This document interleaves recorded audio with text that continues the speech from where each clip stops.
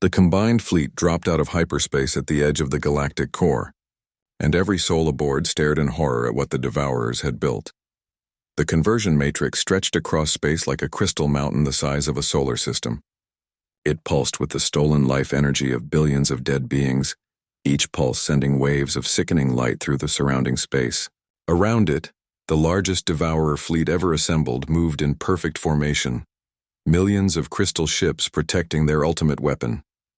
Fleet Admiral Young-Soo Bei stood on the bridge of his command ship, studying the tactical display with the eyes of someone who had commanded fleets for 30 years. The numbers were impossible. For every Allied ship, there were 1,000 enemy vessels. "Sir," his tactical officer reported, "sensor scans show the matrix is 95% complete. At current rate of construction, it will be operational in 6 hours." "Then we end this now," Young-Soo declared. "All ships attack formation Alpha. Get those harmonic weapons in range." The battle began with the largest space engagement in galactic history. Human ships led the charge, their railguns and missiles tearing through Devourer formations that had never faced kinetic weapons. Behind them came the alien fleets, no longer fighting with the predictable patterns of civilized warfare, but with the chaos and fury that humanity had taught them. Captain Ji-won Choi guided the Eternal Wrath through the enemy formation, her ship's massive harmonic generators building power for the attack on the conversion matrix. Around her, the space battle raged with an intensity that threatened to tear reality apart. "Captain, we're taking heavy fire from the starboard side," reported her weapons officer. "Return fire with everything we have. Clear us a path to that matrix." The Eternal Wrath's main batteries spoke with thunder, sending harmonic projectiles into the crystal ships. Where they hit, the enemy vessels shattered like glass, their perfect structure unable to withstand the vibrations that human science had discovered. But the Devourers were learning. They began using their smaller ships as shields, absorbing the harmonic attacks to protect their larger vessels. The advance slowed to a crawl as more enemy reinforcements arrived from across the galaxy. "Admiral, this isn't working," reported Captain Tae-hyun Nam from the Stormbringer. "We're losing ships faster than we can advance.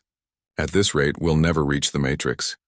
Young-Soo studied the battle projections and realized the terrible truth. Even with their new weapons and unified command, they didn't have enough firepower to fight through the entire Devourer fleet. "We need to get inside the matrix itself," he announced over the fleet communication system. "Small teams, stealth approach. If we can plant harmonic charges inside the structure, we can bring it down from within." Commander Ne Young-shin had been waiting for this moment. The Special Forces officer commanded the most elite unit in the Allied fleet, soldiers and Marines from every species who had volunteered for the most dangerous missions of the war. "Sir, my team is ready. We can get inside that thing." "Commander, it's a suicide mission. The Matrix is surrounded by millions of enemy ships. Then we make sure it counts." The infiltration force consisted of 20 modified shuttles, each one equipped with the most advanced stealth technology the galaxy could produce. Human engineers had combined their simple but effective stealth systems with alien sensor dampening fields. The result was craft that could slip through enemy defenses like ghosts.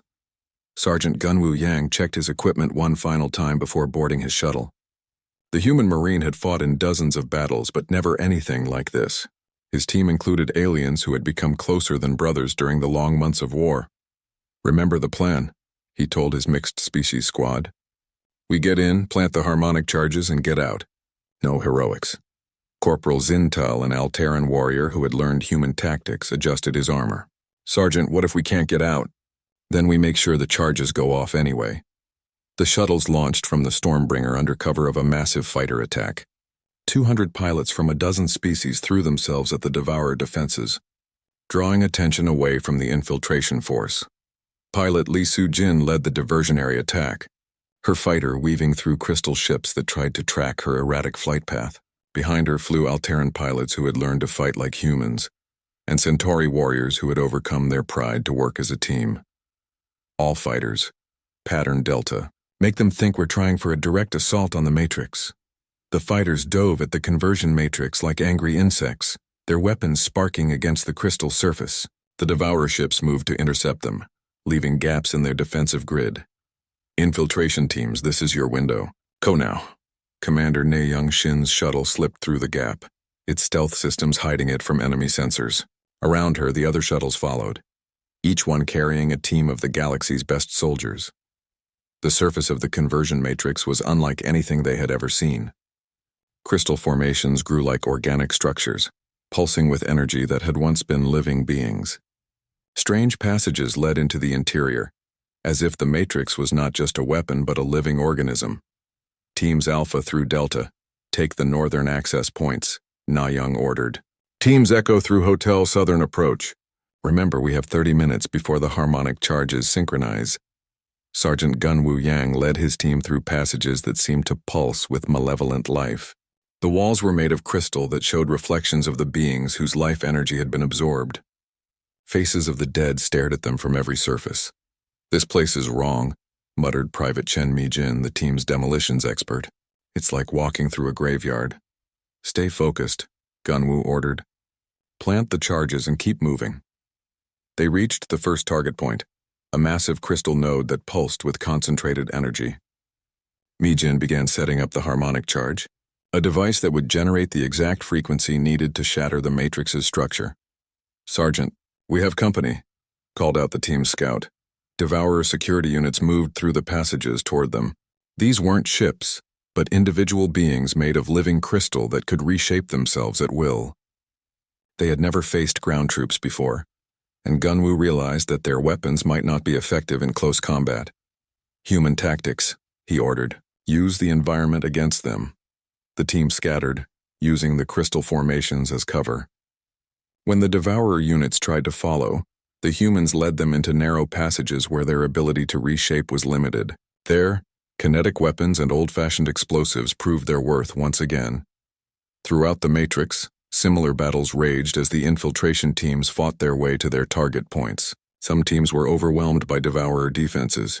Others completed their missions but couldn't escape. Each charge planted brought them closer to victory, but at a terrible cost. Commander Na Young Shin reached the central core of the Matrix, a vast chamber where the stolen life energy of entire worlds swirled in crystal patterns that hurt to look at. This was the heart of the Devourer plan, the control center that would transform the galaxy into a single organism under their command.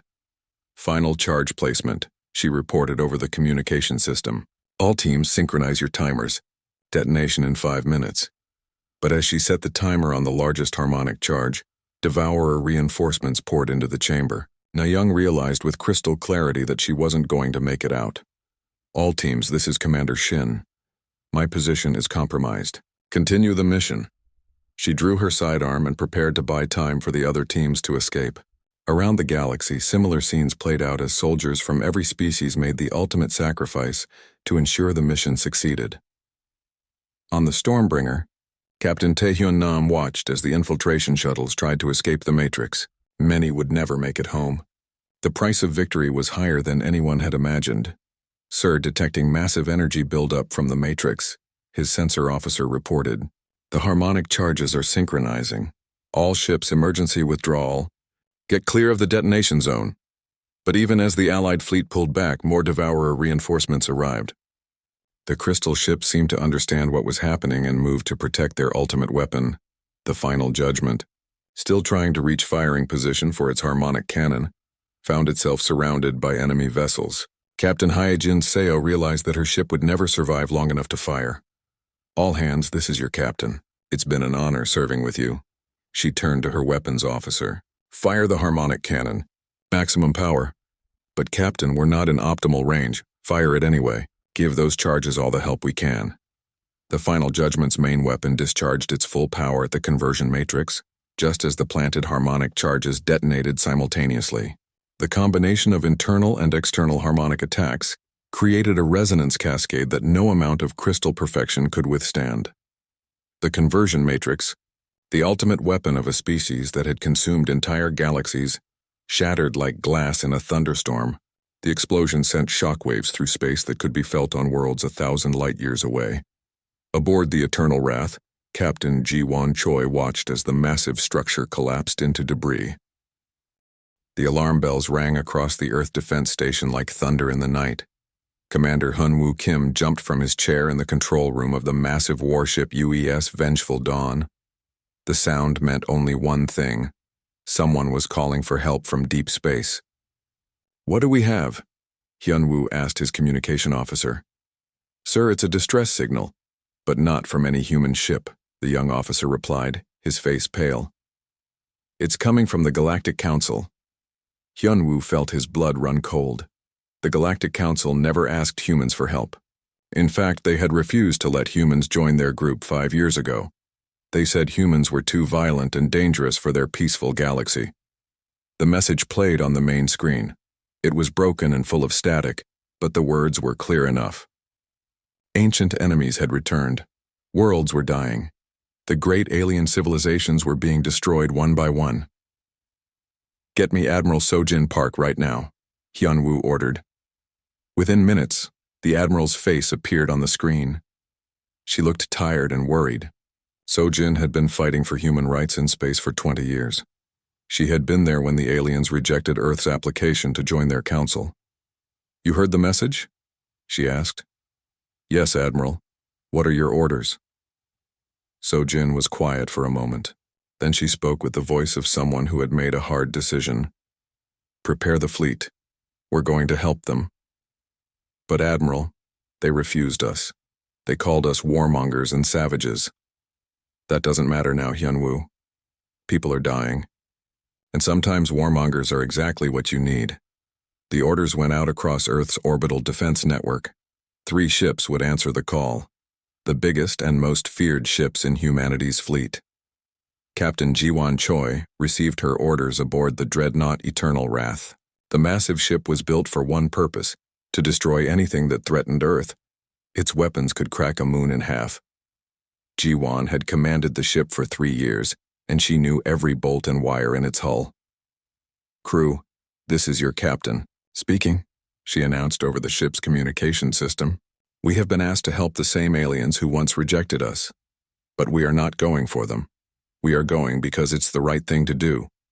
Prepare for departure. Captain Tae-hyun Nam stood on the bridge of the carrier Stormbringer. His ship carried 200 fighter craft and their pilots. Each pilot was trained to fly in the most dangerous conditions. They could fight in asteroid fields, around black holes, or in the middle of solar flares. Sir, the fighters are ready, his flight commander reported. Good. Tell the pilots this. We don't know what we're flying into. But whatever it is, we'll face it like humans always do. Together. The third ship was the siege destroyer Final Judgment, commanded by Captain Hye-jin Seo. Her ship was built to break through enemy defenses. Its main weapon could punch through 10 miles of solid steel. Hye-jin had used it to destroy pirate bases and asteroid fortresses. Engineering, how are our weapons? She asked. All systems ready, Captain. We can turn whatever's out there into space dust. Let's hope we don't have to. But if we do, we'll be ready. Admiral Sojin Park watched from her command ship as the 3 warships prepared to leave. She thought about the message from the Galactic Council. The same beings who had called humans too violent were now begging for that violence to save them. The irony was not lost on her. For years, Earth had tried to join the galactic community. They had sent diplomats and scientists. They had offered trade and friendship. But the aliens had looked at human history and seen only war and conflict. They had closed their doors to humanity. Now those same aliens were facing something worse than human violence, something that made human wars look like children's games. Admiral, we're ready for hyperspace jump, came the report from her navigation officer. All ships, this is Admiral Park. We don't know what we'll find out there. The aliens say an ancient enemy has returned, something that destroys entire worlds. We may be flying into a trap. We may be flying to our deaths. But we are human, and humans answer the call when people need help. That's who we are. The 3 ships activated their hyperspace drives. Space twisted around them like water going down a drain. In seconds, they were gone from Earth's solar system. Captain Dongmin Lee of the battleship Iron Thunder had volunteered to follow them. His ship was smaller but just as deadly. He had fought space pirates for 10 years and had never lost a battle. Sir, should we follow them? His first officer asked. Not yet. But keep the ship ready. Something tells me they're going to need backup. Back on Earth, the news spread quickly. Humanity's most powerful warships had left to help the aliens who had rejected them. Some people called it foolish. Others called it noble. But everyone agreed on one thing: it was very human.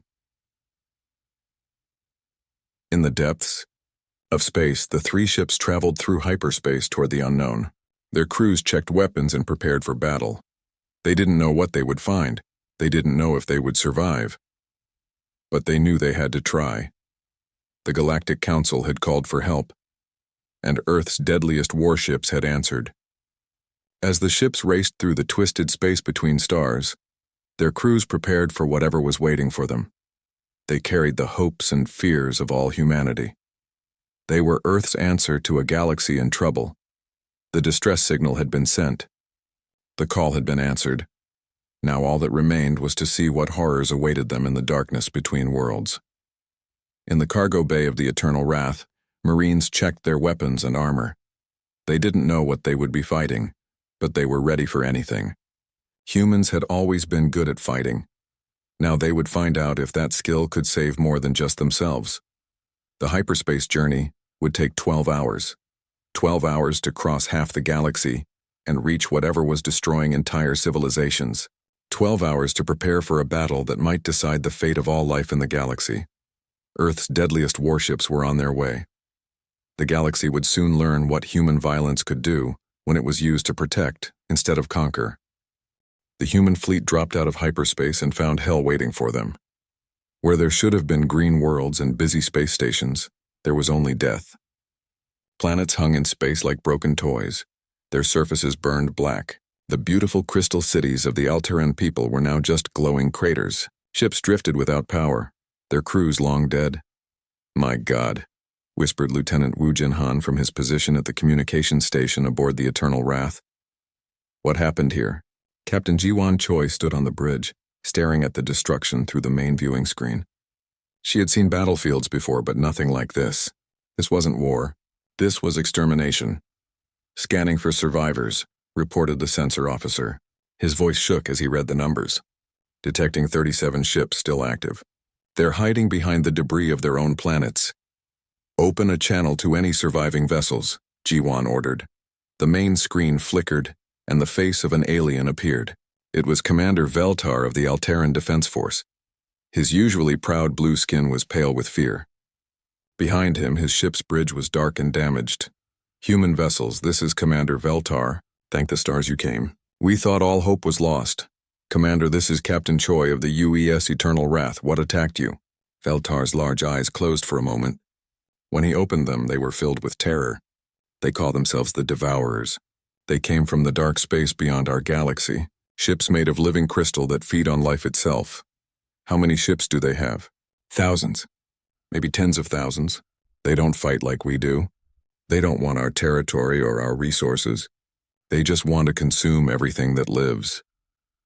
On the Stormbringer, Captain Tai-Hyun Nam listened to the communication while watching his fighter pilots prepare for launch. He had fought many enemies, but never anything like this. "Captain," his sensor officer called out, "I'm detecting something approaching from the outer system. It's big." The sensor readings showed massive objects moving toward them. But these weren't normal ships. They pulsed with strange energy and seemed to change shape as they moved. "All ships prepare for contact." Admiral Sojin Park's voice came over the communication system. "Whatever these things are, we're about to meet them." The first Devourer scout ship emerged from behind a dead moon. It was beautiful and terrible at the same time. The entire hull was made of crystal that glowed with inner light, but as it moved, organic parts could be seen growing and changing. It was like watching a mountain that was also alive. "That's impossible," said the science officer on the final judgment. "How can something that big be partially organic?" Captain Haijin Seo didn't care how it worked. She only cared that it was heading straight for the survivors they were protecting. "All weapons target that crystal ship. Fire when ready." The final judgment's main gun, a massive rail cannon, fired a solid steel rod at nearly the speed of light. The projectile hit the Devourer ship dead center. The crystal hull exploded in a shower of light and debris. "Direct hit," called the weapons officer. "Target destroyed." But their celebration was short-lived. More Devourer ships appeared, dozens of them all heading for the human fleet. "This is Captain Nam to all fighters. Launch immediately. Show these crystal monsters what human pilots can do." 200 human fighters screamed out of the Stormbringer's launch bays. They were small and fast, nothing like the heavy energy fighters the aliens used. But they carried something the Devourers had never seen before: missiles with nuclear warheads. The alien survivors watched in amazement as the human fighters attacked the Devourer ships. The crystalline vessels tried to defend themselves with energy weapons, but the human fighters were too fast and too unpredictable. "How are they doing that?" Commander Veltar asked in wonder. "Our energy shields should protect against those primitive missiles." "Those aren't energy weapons," explained Lieutenant Wu Jin Han, who was monitoring the battle. "Those are kinetic projectiles, physical objects that explode on impact." The Devourers had adapted to fight energy-based weapons. Their crystal hulls could absorb laser fire and particle beams, but they had never faced simple explosives and solid projectiles. Each human missile that hit carved chunks out of their ships. Captain Mi Young Kim of the cruiser Relentless Fury, which had followed the main fleet, found herself in the perfect position to attack. Her ship's railguns, designed to punch through asteroid-sized targets, fired continuously at the Devourer formation. "Keep firing," she shouted over the noise of the guns. "Don't let them get close to the survivors." The battle was unlike anything the galaxy had seen in 1,000 years. The advanced Devourer ships, which had easily destroyed the most sophisticated alien fleets, were being torn apart by weapons that used simple physics instead of exotic energy. One Devourer ship tried to ram the Eternal Wrath.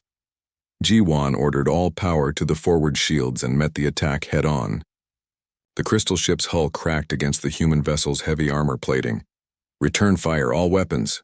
The Eternal Wrath's main battery, 20 railguns firing in sequence, turned the damaged Devourer ship into glowing fragments.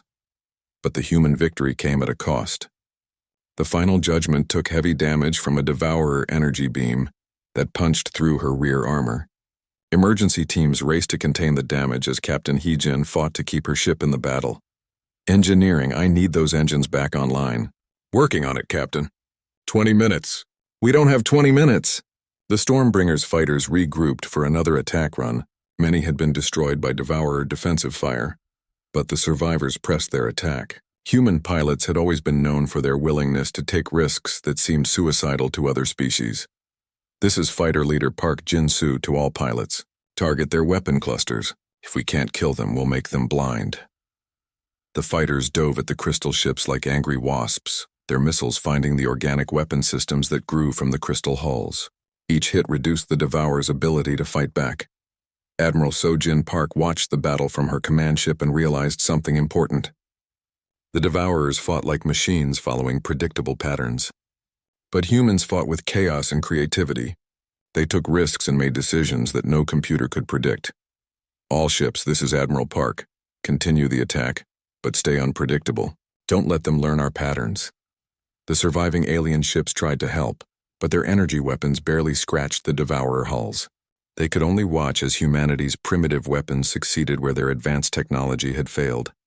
Commander Veltar to human fleet. "How are you doing this? How are your simple weapons so effective?" Captain Ji-Wan answered while directing her ship's fire at another crystal ship. "Because sometimes the old ways are the best ways. Your people evolved beyond kinetic weapons. These Devourers adapted to fight your energy-based technology, but they never learned to deal with good old-fashioned explosives." The last of the Devourer scout ships exploded under concentrated fire from the human fleet, but everyone knew this was just the beginning. Somewhere out there, a vast army of crystal ships was waiting. "Admiral, we're receiving a priority message from the surviving alien commanders," reported the communication officer. "Put it through." The screen showed representatives from a dozen different alien species. All of them looked shocked and hopeful at the same time. "Human Admiral," said a tall, green-skinned alien, "we are prepared to place our remaining forces under your command. Will you help us take back our galaxy?" So-Jin Park looked at the faces of beings who had once rejected humanity as too violent. Now they were asking those same violent humans to save them. "We'll help," she said simply, "but we do this our way." The first battle was over, but the war for the galaxy had just begun. Commander Sang Woo-Jon checked his fighter's stealth systems one more time before launching into enemy territory. His squadron of 12 human pilots had volunteered for the most dangerous mission of the war: to scout deep into Devourer-controlled space and find out what the crystal ships were really doing. "Remember, we're ghosts out there. He told his pilots over the communication system. No unnecessary risks. We get in, gather information, and get out. The fighters launched from the Stormbringer under cover of an asteroid field. Their stealth technology wasn't fancy like alien ships used. It was simple and effective. Special paint that absorbed sensor waves and engines that ran cold and quiet. As they flew deeper into what used to be Alterran space, the destruction became worse. Entire solar systems had been stripped of life. But stranger still, the planets hadn't been destroyed completely. They had been changed. "Commander, look at this," called out pilot Lee Soo-jin from her fighter. "That planet's surface is covered in crystal formations. They're growing like some kind of infection." Sang-woo studied the readings from his sensors. The crystal formations pulsed with the same energy signature as the Devourer ships. They're not just destroying worlds. They're converting them. The squadron pushed deeper into enemy territory, following a stream of Devourer ships that seemed to be carrying something toward the center of the galaxy. What they found there made Sang-woo's blood run cold. At the galaxy's core, where the largest star cluster should have been, something massive was under construction. It was a structure made of living crystal that stretched across light years of space. It pulsed with the combined life energy of billions of dead beings. "Command, this is Scout Leader Jian. You need to see this." Back at the temporary command base established on a hidden asteroid, Admiral Yoon Ji-yoon studied the sensor data that Sang-woo's squadron had gathered. Around her, the greatest military minds from dozens of alien species worked together for the first time in galactic history. "It's a conversion matrix," explained Dr. Colvin, a scientist from the Centauri Empire. "They're building something that will transform the entire galaxy into a single organism, with them controlling it." General Kyung-ho Lim, Earth's most experienced ground commander, studied the data with the eyes of someone who had fought in 100 battles. "How long do we have?" "At their current rate of construction, maybe 6 months before it's finished." "Then we stop them," said Admiral Yoon-ji firmly. "General, what do you need?" Kyung-ho smiled grimly. "I need every ship, every fighter, and every soldier willing to fight. And I need them to forget everything they know about civilized warfare." The next few weeks changed everything about how the galaxy fought wars. Human military advisors worked with alien forces to teach them tactics that hadn't been used in 1,000 years. Colonel Subin Lee found herself training Alterran pilots in human combat maneuvers. The tall, blue-skinned aliens were excellent pilots, but they fought like their ships were precious works of art. "Stop flying in perfect formation," she shouted during a training exercise. "The enemy can predict where you'll be. Be random, be chaotic." "But, Colonel, random flight patterns are inefficient," protested Squadron Leader Morthak. "Inefficient keeps you alive. Dead pilots are very inefficient." It took weeks, but slowly the alien pilots began to understand. Human warfare wasn't about perfect tactics or superior technology. It was about doing the unexpected and never giving the enemy a chance to adapt. Captain Jae-won. Oh made the discovery that changed everything. The medical officer aboard the frigate Sanctuary was treating wounded aliens when she noticed something strange about tissue samples from Devourer ships. "The crystal structure isn't random," she told the gathered commanders. "It has a specific harmonic frequency. If we could generate the right sound, waves, it would shatter like glass," finished Engineer Nami. "Il-sung from the Eternal Wrath. We did experiments like this back on Earth. Every crystal has a resonant frequency that can destroy it." Admiral Yoon-ji felt hope. For the first time since the war began. "How do we generate these sound waves in space?" "We modify our weapons," Il-sung explained. "Instead of just firing projectiles, we make them vibrate at the right frequency. Turn every railgun into a massive tuning fork." The plan that emerged was audacious even by human standards. They would attack the conversion matrix directly, using modified weapons to generate harmonic frequencies that would shatter the entire structure. Admiral Hoon Seok-yoon coordinated the largest fleet action in galactic history. Ships from 20 different species gathered under human command. It should have been impossible. These races had been enemies for centuries. But facing extinction had a way of making old grudges seem unimportant. "All ships, this is Admiral Yoon. In 2 hours we jump to the galactic core. We have one chance to stop the Devourers before they complete their weapon. Many of us won't be coming back, but those who do will live in a galaxy that remains free." The human ships formed the spearhead of the attack force. The Eternal Wrath, Stormbringer, and Final Judgment had been modified with harmonic generators. Their crews knew they were flying into the most dangerous battle in galactic history. Captain Jiwon Choi walked through the corridors of her ship, speaking with her crew. She saw humans and aliens working together, preparing for a battle that would decide everything. "Captain," called out Chief Engineer Park Min-ho, "the harmonic generators are ready. We can shatter crystal from here to the rim of the galaxy." "Good. Make sure they're calibrated perfectly. We only get one shot at this." On the Stormbringer, Captain Tae-hyun Nam watched his fighter pilots make final preparations. Many of them were not human. Alterran pilots trained by Colonel Subin, Centauri warriors who had learned human tactics, even some vegan scouts who had overcome their peaceful nature to fight for survival. "Pilots, this is your captain. Today we don't fight as separate species. We fight as defenders of life itself. Show the Devourers what unity looks like." The final judgment had taken the heaviest modifications. Captain Haijin Seo had turned her siege destroyer into a massive harmonic weapon. If their plan worked, her ship would deliver the killing blow to the conversion matrix. "All stations report ready." "Captain," her first officer reported. "Then let's go save the galaxy." The combined fleet activated their hyperspace drives simultaneously. Space twisted around thousands of ships as they made the jump to the galactic core. They were heading into the heart of enemy territory, where millions of Devourer ships waited to defend their ultimate weapon. As they traveled through hyperspace, soldiers and sailors from dozens of worlds prayed to their different gods, but they all asked for the same thing: the strength to protect life in the galaxy. General Kyung-ho Lim sat in his command chair aboard the assault transport Steel Hammer, surrounded by the most diverse army ever assembled. Human Marines sat next to Alterran warriors. Centauri shock troops checked their weapons alongside Vegan commandos. Soldiers in a few minutes were going to fight the most important battle in galactic history. The enemy wants to turn our galaxy into their feeding ground. They think they've already won. Let's show them what happens when you threaten everything we hold dear. The fleet dropped out of hyperspace at the galaxy's core, and the final battle began. The conversion matrix stretched before them like a crystal mountain in space, pulsing with stolen life energy. Around it, the largest Devourer fleet ever assembled turned to face the attackers. "All ships attack pattern Alpha," ordered Admiral Hun Seok-yoon. "Get those harmonic generators in range. We end this here and now."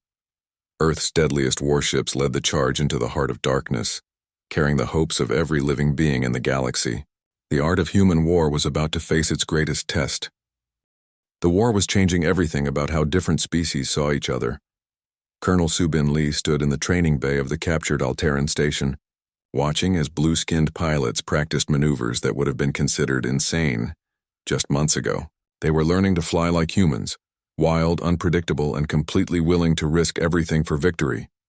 "Banking too wide, Morthak," she called out to the lead Alterran pilot. "In combat, that turn would get you killed." "Tighter, faster!" "Make the enemy think you're going to crash." Squadron leader Morthak pushed his fighter through a turn that stressed his ship's frame to the breaking point. For an Alterran, who had been taught that damaging your equipment was shameful, this went against everything he believed. "I don't understand, Colonel," he said over the communication system. "Why do humans risk their ships like this?" "Because a damaged ship that wins is better than a perfect ship that dies," Subin replied. "Your people make beautiful fighters, but beauty means nothing if you're dead." The training continued day and night. Human instructors worked with alien crews to teach them tactics that had been developed in Earth's bloodiest conflicts. The art of war that the Galactic Council had once rejected was now their only hope for survival. Captain Jaewon-oh made her rounds in the medical bay of the sanctuary, treating wounded soldiers from a dozen different species. The ship had become a floating hospital, caring for anyone who fought against the Devourers. It was during one of these rounds that she made the discovery that would change the war. "Doctor, look at this," called out Medicon Yujin, showing her a tissue sample from a damaged Devourer ship fragment. Jaewon studied the crystal structure under the medical scanner. "The molecular bonds are perfect. Too perfect. There's no natural variation at all." "What does that mean?" "It means they're artificial. And anything artificial has weaknesses that can be exploited." Jaewon ran test after test on the crystal samples. She exposed them to different temperatures, radiation levels, and chemical compounds. Nothing worked. But then she tried something simple. She played music.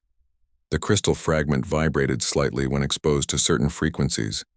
When she found the exact right pitch, the fragment shattered completely. "Get me Admiral Yunji immediately," she ordered. Within the hour, every engineer in the fleet was studying J1's discovery. The Devourer's greatest strength, their perfect crystal structure, was also their greatest weakness. Engineer Nam Il-sung worked around the clock to modify the fleet's weapons. "If we can generate the right harmonic frequency, we can make their ships tear themselves apart," he explained to the gathered commanders. "How do we generate these frequencies in space?" asked Admiral Yunji. "We modify our kinetic weapons. Instead of just firing solid projectiles, we make them vibrate. Every railgun becomes a weapon that literally sings to death." The work began immediately. Human engineers worked alongside alien technicians, sharing knowledge that their species had kept secret for centuries. The Centauri contributed their expertise in crystal technology. The Vegans provided their knowledge of harmonic mathematics. Even the proud Alterans shared their advanced manufacturing techniques. For the first time in galactic history, the greatest minds of different species worked together toward a common goal. Admiral Hoon Seok-yoon found himself commanding the largest fleet ever assembled. Ships from 20 different species followed his orders without question. It should have been impossible. These races had been fighting each other for thousands of years, but the Devourer threat had made old enemies into desperate allies. "Admiral," reported his communication officer, "we're receiving updates from all sectors. The harmonic weapon modifications are complete on 80% of our ships." "And the rest?" "Working as fast as they can, sir. The alien engineers are learning human techniques as they go." Hoon Seok studied the tactical display showing the galaxy. Red zones marked areas under Devourer control. They were spreading faster now, converting entire systems in days instead of weeks. The crystal structure at the galactic core was nearly complete. "How much time do we have?" "Intelligence estimates 2 weeks before the conversion matrix becomes fully operational. Then we attack in 1 week. Ready or not." The plan that emerged was audacious even by human standards. They would assault the galactic core directly, using the combined fleet to punch through the Devourer defenses and get their harmonic weapons close enough to shatter the conversion matrix. Captain Ji-won Choi worked with alien engineers to install the harmonic generators on the Eternal Wrath. The massive dreadnought would serve as the primary assault ship, leading the attack on the conversion matrix itself. "The generators are powerful enough to shatter crystal from here to the outer rim," reported Chief Engineer Park Min-ho. "But we have to get within 10,000 kilometers of the target." "That means flying through the entire Devourer fleet," Ji-won observed. "Yes, Captain. It's a suicide run." Ji-won looked at her mixed human and alien crew. In the past few months, they had learned to work together in ways no one thought possible. Humans taught aliens how to fight dirty. Aliens taught humans advanced technology. Together, they had become something new. Then we make sure it counts. On the Stormbringer, Captain Tae-hyun Nam watched as his fighter pilots prepared for the mission. Half of them were not human anymore. Alteran pilots flew beside humans. Centauri warriors prepared for combat alongside vegan scouts who had overcome their peaceful nature to fight for survival. "Pilots, this is your captain," he announced over the communication system. "In 3 days we attack the enemy's stronghold. Many of us won't be coming back. But those who do will live in a galaxy that remains free." Pilot Lee Soo-jin, one of the human veterans, raised her hand. "Sir, what about the aliens who can't fly in our formations? Their reaction times are different." "Then we adapt," Tae-hyun replied. "We use their strengths to cover our weaknesses. The Alterans have better sensors. The Centauri have stronger weapons. The Vegans can calculate flight paths faster than our computers. We don't fight as separate species anymore. We fight as one." The final judgment had undergone the most extensive modifications. Captain Hee-jin Seo had turned her siege destroyer into a massive harmonic weapon. If their plan worked, her ship would deliver the killing blow to the conversion matrix. "Captain," reported her weapons officer, "the harmonic cannon is ready. 1 shot should shatter the entire matrix structure." "What's the range?" 5,000 kilometers. "We have to get very close." Hee-jin studied the tactical projections. Getting within 5,000 kilometers of the conversion matrix meant flying through millions of Devourer ships. The final judgment would be torn apart long before reaching firing range, unless they had help. "Send a message to the alien fleet commanders. I have a proposal." The meeting took place aboard the converted Alteran station that served as fleet headquarters. Around the table sat representatives from 20 different species. A year ago, they had been enemies. Now they were planning to die together. My ship can destroy the conversion matrix, Hedgen explained, but I need every other ship in the fleet to get me there. Commander Veltar of the Alteran forces spoke first. My ships will escort you through the outer defenses. General Thokmer of the Centauri added, our heavy cruisers will clear a path through their main fleet. Even the peaceful Vegans offered their support. Our scouts will provide advance warning of enemy movements. Admiral Yunji looked around the table at faces that showed determination instead of fear. Then it settled. We attack in 72 hours. All ships, all crews, everything we have. As the representatives returned to their ships, Hyejin felt something she had never experienced before in her military career. She was part of something larger than any single species or nation. They were fighting not just for their own survival, but for the survival of life itself in the galaxy. The next 3 days were spent in frantic preparation. Engineers worked around the clock to finish weapon modifications. Pilots practiced attack runs against simulated devourer formations. Soldiers checked and rechecked their equipment. And slowly, species that had been enemies for centuries began to understand each other. Humans learned that Alteran honor was about protecting others, not just following rules. Alterans discovered that human chaos could be directed toward noble goals.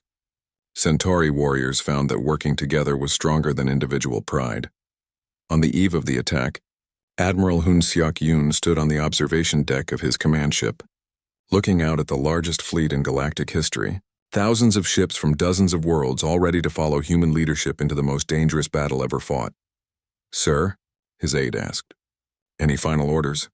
Tell all ships to prepare for hyperspace jump.